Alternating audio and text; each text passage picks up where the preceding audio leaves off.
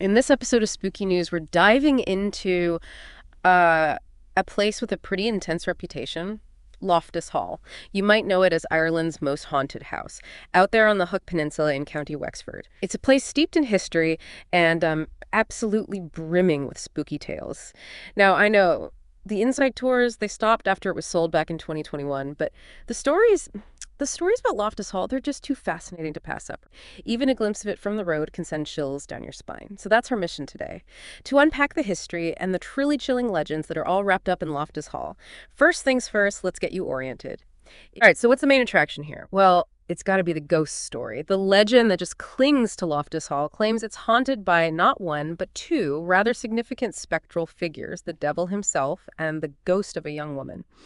That history goes way back to the mid-1300s when the Redmond family built here.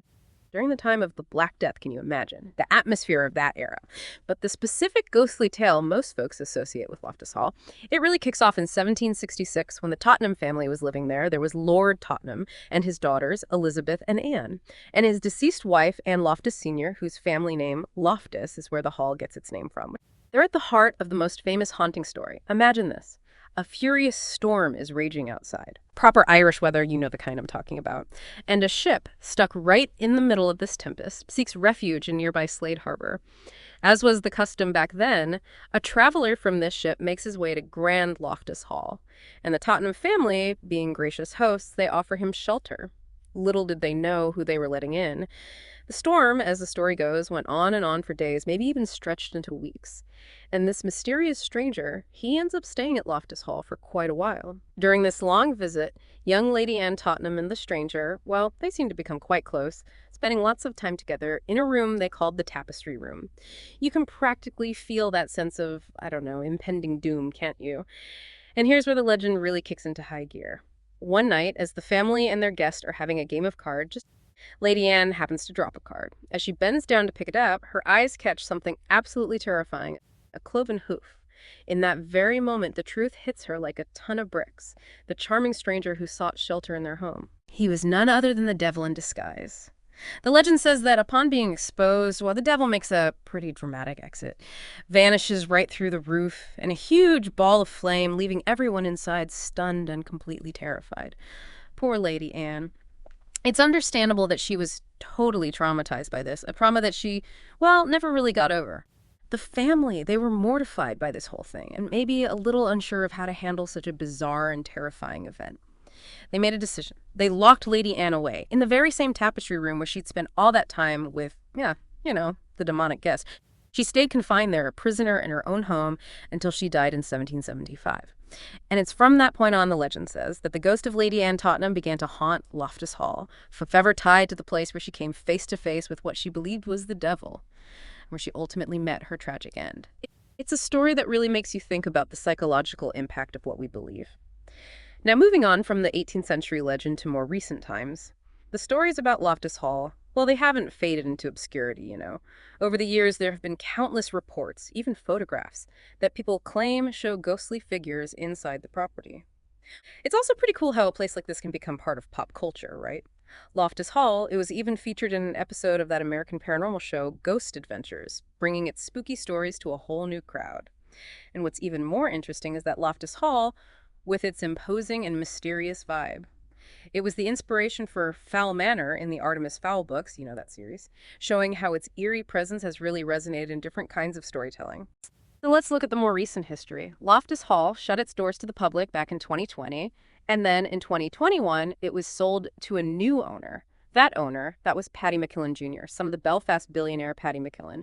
He bought the whole 68-acre estate for, they say, $1.75 million through his company, Oakmount, in 2022. His original plans, they were pretty ambitious, to completely transform Loftus Hall into a luxury hotel.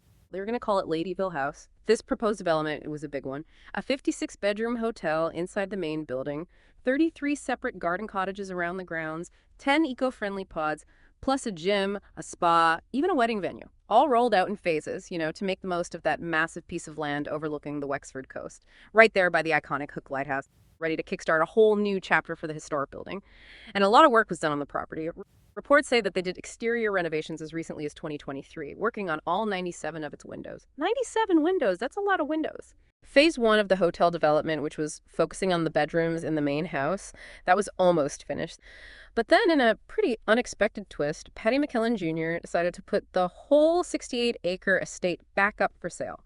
Offers expected to be over $4 million, so the grand luxury hotel plans scrapped. Before McKillen's big hotel dreams, Loftus Hall had a pretty interesting past. It was a private residence for loads of families, belonged to various landlords, and get this, it even housed two different orders of nuns at separate times. And yeah, it did have a stint as a hotel back in the 80s. But before McKillen came along, back in 2012, Loftus Hall opened up to the public for those guided haunted tours. They really leaned into its spooky reputation and all those ghost stories, didn't they? And by all accounts, these tours were a hit, attracting tons of visitors who wanted to experience that eerie atmosphere firsthand and hear those spine-chilling tales. It goes to show how the legends themselves can be a huge part of a property's story and why people are so drawn to it. Now, even though you can't actually go inside Loftus Hall at the moment, if you ever find yourself on the atmospheric Hook Peninsula, there are some pretty amazing spots nearby to check out. Just a quick 10-minute drive away is the Hook Lighthouse. It holds the title of the oldest working lighthouse in the entire world. And for those who love the coast, there are some gorgeous beaches within a 15-minute drive. Places like Dollar Bay, Bully Bay, Duncannon Beach, and Bag and Bun Beach. Perfect for a stroll or just taking in the fresh sea air. So even though Loftus Hall's off limits for now, the Hook Peninsula's got plenty to offer if you're ever in that part of Ireland. As we wrap up our deep dive into the captivating history and the quite persistent ghost stories of Loftus Hall, it does leave you with a bit of a thought, doesn't it? Even though the doors to Ireland's most haunted house are closed to tours right now, doesn't that rich history, from its beginnings during the Black Death to that dramatic 18th century legend of the devil and poor Lady Anne, and even up to the recent hotel plans, which, didn't quite pan out. Doesn't it all make a visit to the Hook Peninsula, even just a glimpse of Loftus Hall from afar, all the more intriguing? If you enjoyed this episode, please like, subscribe, and comment below. Have any spooky news of your own to share? Email us at spookyytnews@gmail.com. Remember, stay spooky.